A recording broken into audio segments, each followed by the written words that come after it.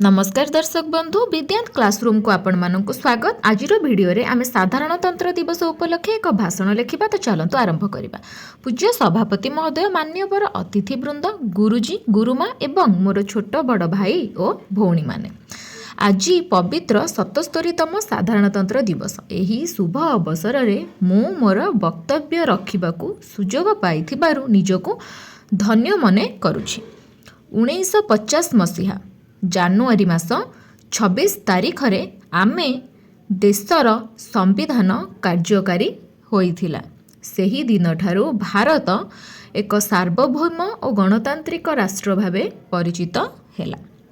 ଏହି ସମ୍ବିଧାନ ପ୍ରଣୟନ କରିବାରେ ଡକ୍ଟର ଭୀମରାଓ ଆମ୍ବେଦକରଙ୍କର ଅବଦାନ ଅତୁଳନୀୟ ଅଟେ। ଏହି ଦିନଟି ଆମକୁ ଆମର ବୀର ସ୍ୱାଧୀନତା ସଂଗ୍ରାମୀମାନଙ୍କ ତ୍ୟାଗ ଓ ବଳିଦାନ କଥା ମନେ ପକାଇ ଦିଏ।